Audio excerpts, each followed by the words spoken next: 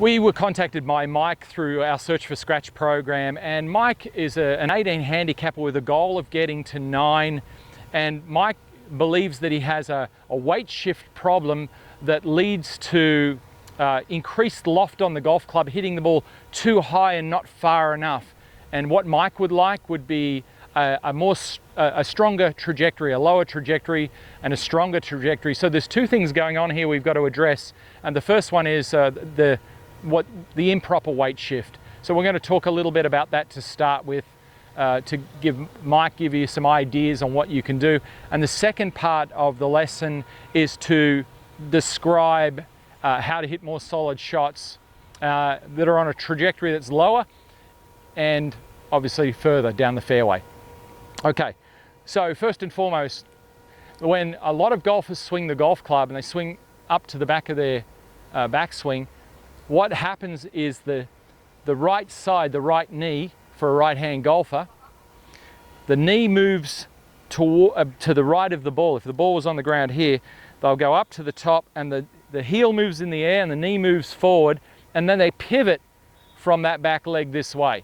So their weight's staying on this hip, the heel comes off the ground, the knee's moving this way, and they come this way at it, and the club accelerates out in front too quickly, and as the club's coming down, the left wrist is breaking down and it's adding loft to the face. So I've got a 7-iron here, which turns into a 9-iron.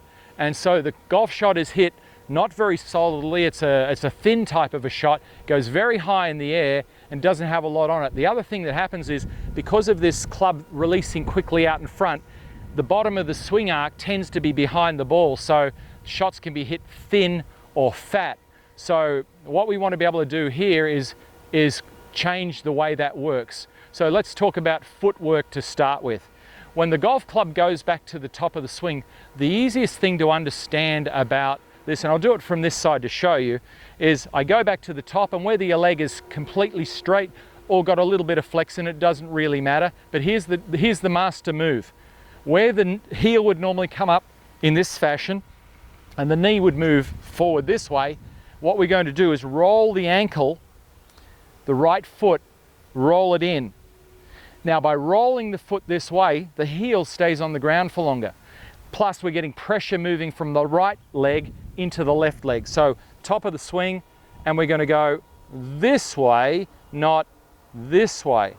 Because this way you can see the motion of the body. What happens is, as the knee goes this way, the hips, the pelvis, moves up and forward. And from here, I have to throw early because my hip's in the way. If, however, I get to the top of the golf swing and I move this right leg and keep it behind the left leg, so I'm shifting this way first, the golf club stays in a stable position, which means the path of the swing is a little bit more down the line, instead of what can happen is it can get too much this way and this way, down the line, which is going to be helpful. That's part one. So from this angle, that would look like this. So I'm over into my right leg, and then I roll this inside part of the shoe towards the target this way. Now, as soon as I do that, I've got no choice but to move pressure from this leg to here, like that. So that's the first move in the golf swing. Right, here's the second part. The second part is that I'm holding the golf club, and I would suggest that the grip is probably a little bit with the lead hand, the target hand, is probably a little bit too much on top of the golf club, like this. So the thumb's a little bit more on top of the golf club. Now, what happens when we do that, as the golf club travels away from the ball in the backswing, the shaft rotates too much. And when the shaft rotates too much, the face of the club rotates too much. So as it goes back, it's opening up too much at the top of the swing. Now, when you combine this motion here and the open face, and you throw the club to square the club face up, you add loft, as I said earlier, and you get a thin strike, or you hit the ground behind the ball. So we're going to do it a little bit differently. So number one, we know about the motion of the lower body. We bank or roll the right foot inwards this way. Now, you've got to work on this a little bit, but there's only two parts to it. Here's part number two. What I want to see on this side is left hand, your lead hand, target hand, to be rotated around the grip a little bit more, so you can see more knuckles of the left hand. Now, this is important, because what's going to happen when we do this and we fit the right hand into that, so we don't have to manipulate Left hand's rotated around more. It's not on top of the club like this anymore. It's rotated around in a clockwise way, around to the side, and then we fit the right hand into that. Now, when we swing back, the club face won't rotate open anymore. It's going to stay relatively square through the swing. The wrist is going to be a lot flatter at the top and the club face is going to be a little more closed. Now, the combination of this closed face and this new shift of pressure from the right leg or the trail leg to the target leg is going to lead to a much more solid club face that's traveling down through the ball, hitting the ball first and getting a lower trajectory. So let me show you what that will look like. So I'm going to go through that process. I'm going to hit a shot, rotate my hand in a clockwise fashion as I look at it to the side of the golf club. And now I can see, as I look at it here, I can see 3 knuckles in this situation. Fit my right hand into it, set up to the golf ball. Now I've got that set up, and it'll feel a little weird. You'll need to do this for a while. When the club gets, and we're just going to swing to the side. When the club gets to the side, I'm going to push from the inside of this right shoe, roll it this way to hit this shot. All right, so let's do that and see what happens. Swing to the side and then shift the weight the right way. Now, I got great contact on that. So I've gone ball first, and you can see a divot has started directly after it. The feeling was from the top that the ankle rolled this way.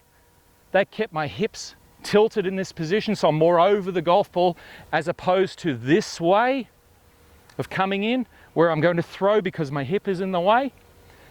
So you're going to get much more solid shots doing that, Robert. It's going to make a big difference to you. So 2 things here. We got the pressure moving from the right leg or the rear leg to the front leg is a rolling motion of the ankle this way. Number 1. Number 2, we go with if you like, a stronger left hand grip, so that the club face doesn't rotate open as much, which means it'll stay squarer through the swing. The combination of those two is going to create a much stronger bottom of the swing for you. You get a much better golf shot, and it's going to lead to lower scores. And we really appreciate you contacting us at Search for Scratch.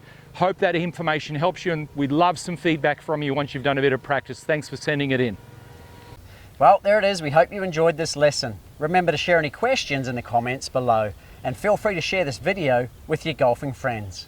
We want to help you easily and effortlessly lower your handicap by 4 shots or more. So we want to invite you to join our Search for Scratch program, which we've designed to help you find out how good a golfer you can become if you are trained with the best coaching model, practice plan, and course management system, all whilst developing a champion golfer's mindset. For more information and to become another one of our success stories, visit searchforscratch.tv/Search for Scratch program, or click the link in the description below. Thanks for watching, commenting and sharing this video, guys. We look forward to supporting your golf improvement in the Search for Scratch program.